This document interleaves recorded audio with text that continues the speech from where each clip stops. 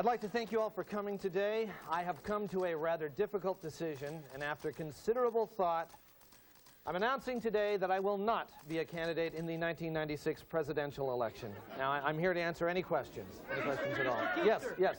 Yeah, whatever happened to Bill Nye? Did he wind up getting his own show or what? Yes, he did. Once again, let me emphasize that after a great deal of soul-searching and personal considerations, I have decided that I will not, I repeat, not be a candidate for President of the United States in the upcoming election year. Yes, yes. Are you and Tracy Conway married in real life? Because it seems like you guys... No, we're not. No, we're not. Actually, my actual wife, you might be interested to know, was very much against the idea of me running for President of the United States, and because of her wishes and other very personal reasons, I have made the painful decision not, and please don't misquote me on this, not to run for president. Any questions? Yes, yes.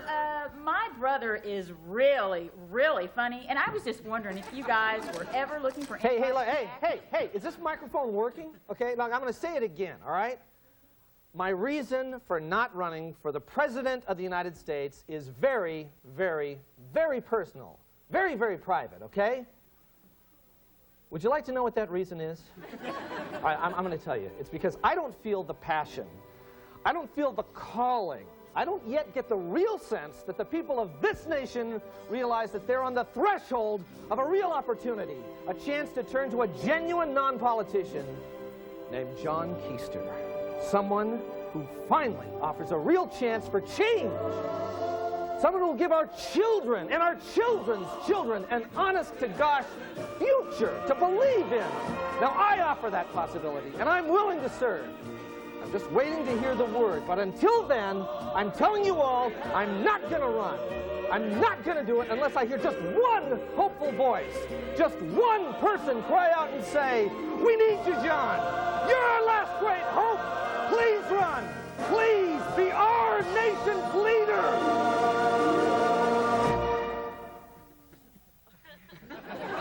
Yeah, Mr. Keister. Yes. Yeah, who came up with that idea for the high-five and white Ah, guys? forget it.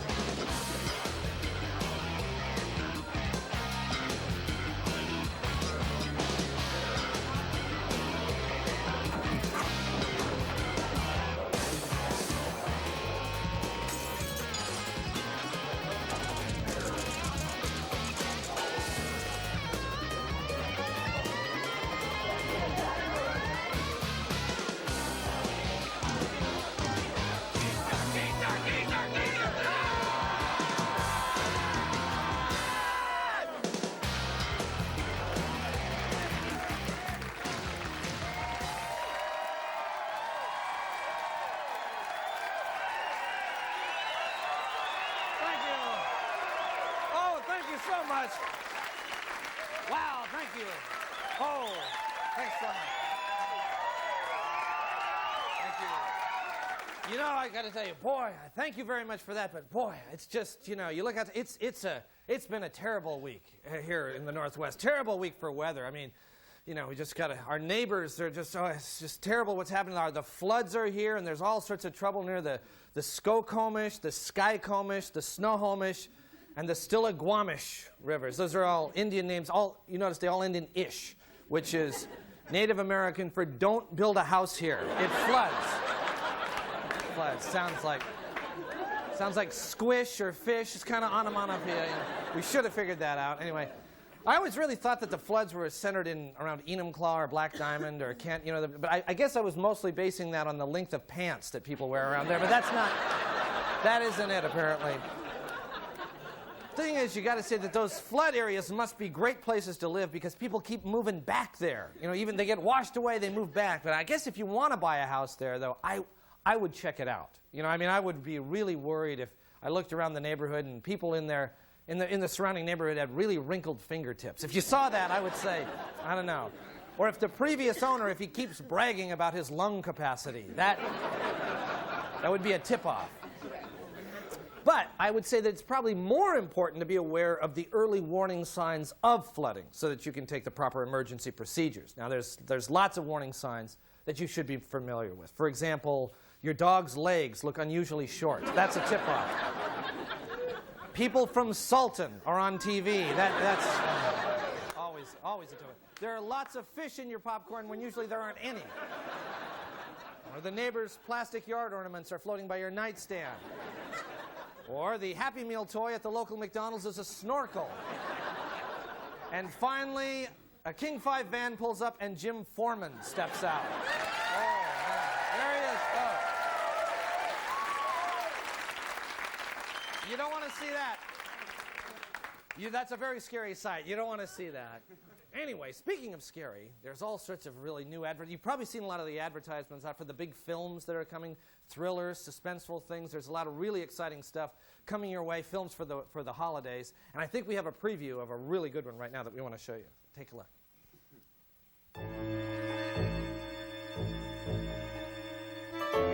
He's obsessed. He's relentless. He's twisted. And nothing can stop him.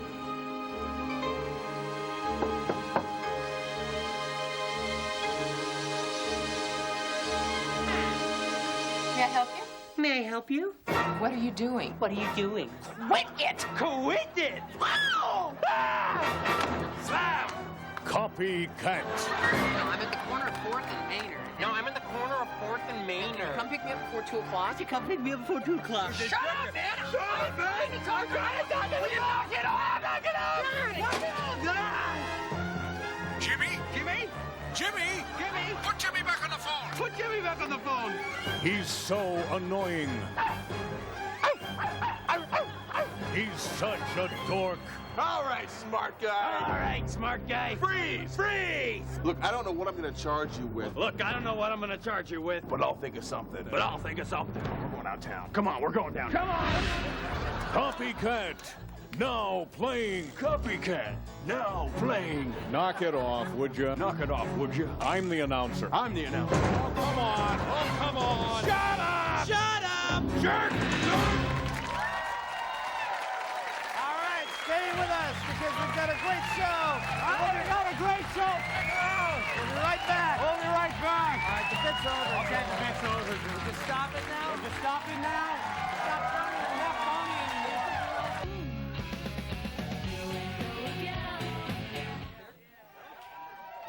It's time for your favorite beer. I'd like a Budweiser. I'll take a Miller. Red Hook. Say Folly Girl for me, please. But when you're gonna have more than 8, there's only one name you need to know. Yes, beer. Ice brewed with the stuff you need to get the job done.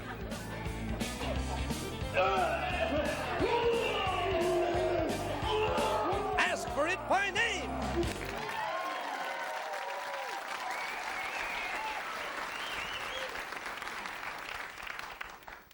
Okay, Mr. Hall, if you'll please just have a seat. The doctor will be with you shortly. Thank you. You're welcome. Hi. Hi. You here for a vasectomy? Yeah. Me too. How many have you had? Oh. None. You know how many I've had? 6. Oh. This is going to be number 7. Well, why did you do that? Well, so I can't impregnate a lady. I mean, don't you know why you're here? No. Why did you have 6 vasectomies? Oh. Well, see, after the first one, I thought, what if it didn't work? You know, so I came back in here and I said, what if it didn't work? And they said, hey, it probably worked. We think it worked. And I said, gee, I don't know. And they said, okay, if that's the way you feel about it. So they whacked me again. Now, Oh, I see. The third one was just stupidity on my part. Because, see, I'd completely forgotten about the first 2. I just zoned it. It completely went out of my head. And And so when they opened me up, I said, hey, wait a minute, I've done this before. I was so embarrassed, you know, and we all had a kind of a good chuckle about that one. Uh-huh. So, what happened with the fourth one? You have got a lot of nerve asking me about that. How dare you ask me about my fourth vasectomy? That is very personal. What are you, some kind of sicko? How would you like it if I asked you about your fourth vasectomy, huh? I'm sorry. Sorry, man. Now, my fifth vasectomy, that was an accident. See, I was going to get a massage, but out of habit, I came in here. You see, and then they said the usual, and I said, you bet, and then whack, they got me again.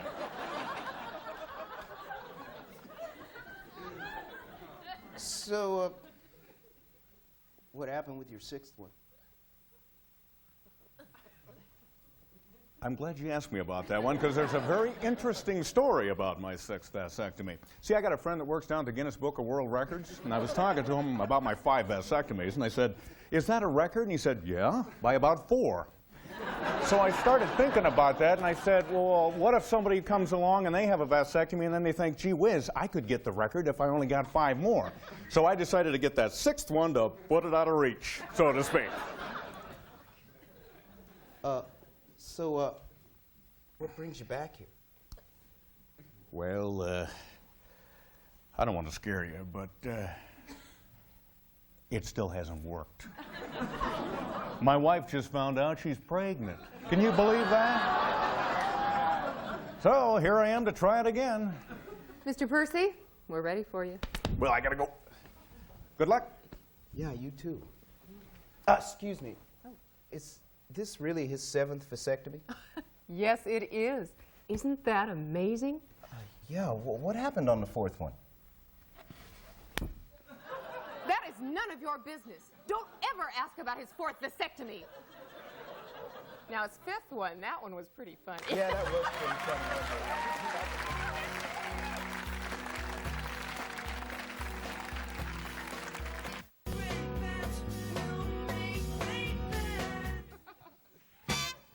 Get up off of that thing and dance to you better. Get up off of that thing and dance to Good evening. This is the Late Report. Well, a Florida judge threw out charges against Courtney Love for assaulting 2 boys at a concert with an official ruling that they were not exposed to any greater amount of violence than expected at a rock concert. The judge's unofficial ruling was, hey, you knew she was nuts when you bought the tickets. In light of the hearing, Courtney says that because of possible injury to herself, she will rethink diving into crowds at concerts. Instead, she'll end each show by dumping a large bucket of rocks on her head. Washington State University quarterback Chad Davis has been benched for the rest of the year because of his negative and unsupportive attitude. When Davis was asked about his punishment, he said, I don't care. They're just a big bunch of losers and their team sucks. Well, the weather has certainly been big news this week, and I believe we have a live report. Well, it sure is chilly and damp here today. It's kind of a day where a nice raincoat like this is appropriate. And yet, Tim, you're wearing a thin wool sweater. Why, yes, I am, Jim. This thin wool sweater is made out of 100% virgin Irish wool. And speaking of Irish wool, Sally has a report on sheep. Sally? Thanks, Tim. Sheep in Ireland are a sturdy bunch, and one of the reasons for that is the type of grass that they feed on. But there is another kind of grass that is causing problems in the inner cities of America today. Dale has that report. Dale? Thank you, Sally. Grass. A word that has more than one meaning. And that can be frustrating if English is your second language. Tammy has more. Tammy? Thank you, Dale. The language barrier is a problem for some, but the Great Barrier Reef is a challenge to all. For that story, we go down under to Jason. Jason? Thank you, Tammy. Deep sea diving is a thrill, but not for everyone. Carl? Jason, the phobia of water is nothing to laugh at, although laughter can be good medicine for other ailments. Susie?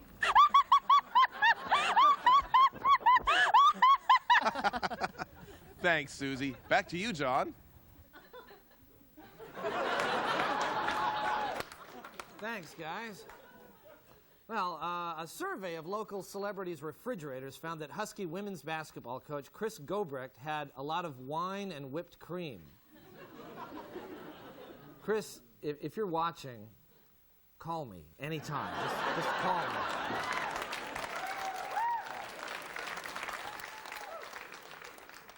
A silent auction in December to sell the props from Seattle Opera's The Ring will include Siegfried's sword, Hagen's drinking horn, and the Mimes poison canteen. Now, they don't know how much money they'll make, but anything that mentions mimes and poison together should bring in a bundle. The U.S. Postal Service is moving its main mail processing center from Seattle to Tukwila. When asked why the move will be made, a spokesperson for the Postal Service said this way the new offices will be located much closer to the rifle range. Ooh. Well, the 4th annual Coffee Fest was held at the Convention Center last weekend, and Nancy Guppy was there. Here's her report. Thanks, John. You know, the 4th annual Coffee Fest was a huge success and so much fun, too. I mean, there were coffees from places all over the world, places like South America and Asia and Africa and Australia and Alaska. And what did I say, Alaska? I don't know why I said that. But seriously, there are so many different kinds of coffees. I mean, there's dark roast and light roast and medium roast and light roast and dark roast and light roast and dark roast. And then they had foods there, too, all sorts of foods, coffee foods, you know, foods made out of coffee. There was coffee loaf and coffee bread with, like, a really good coffee butter. And there was caramelized coffee, coffee cookies, coffee bean soup, which was weird but good, weird but good. Oh, the best of all, there were really cool people there, really cool people that were really cool. In fact, I met this one woman from France, you know, France, the real France. She came to me and she said, isn't this fun? Isn't this fun? Have you tried the coffee pate? And I said, and she said it in a French accent, of course, and I said, no, I haven't, but I'm going to. And then we just really hit it off, you know, and then she told me that I could come and stay at her house anytime. And I mean, she lives right in Paris. I mean, right in Paris, in Paris. And you know something? I'm going to do it. I'm going to take her up on it. I'm going to go and I'm going to stay at her house in France, Paris. In fact, maybe I could go even like at Christmas time because, you see, we have time off at Christmas. How many weeks off do we have at Christmas? How many weeks off? How many weeks off? I don't know. Bill, how many weeks off do we have at Christmas? I don't know. Oh, but my God, it's the middle of November. I've got to book my flight right now because Christmas is the most popular time of year to fly. And if I don't get my ticket right now, I won't be able to go. And I would be so sad if I couldn't get on the flight to France. It would be so sad. Oh, my God. Okay, calm down. Okay, breathe. I just need a phone. I need a cell phone. I need a phone. I need a phone. Anybody have a phone? I need a phone. I need a cell phone. I need a phone. I need a phone. Oh, my God.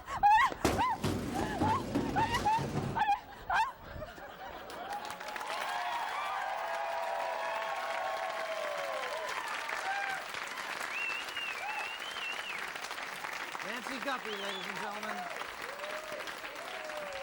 Boy, I'd like to take a long car trip with her right around now. Finally, the Washington State Lottery scratch tickets to pay for the new Mariners Stadium will go on sale February 19th. The Mariners will resume their scratching sometime in early April. This is the Late Report. Don't go away. We'll be coming right back.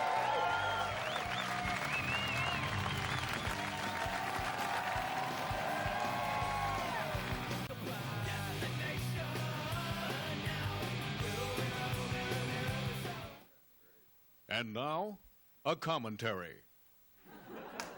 Hi, I'm Victor Morris. Now, when Alex Trebek was in town last week, he said that they had trouble attracting black contestants to Jeopardy, but that they're trying. Well, Alex, I think I might be able to shed a little light on the reason for this trouble, because a few months ago, I was in Los Angeles and I auditioned for the show.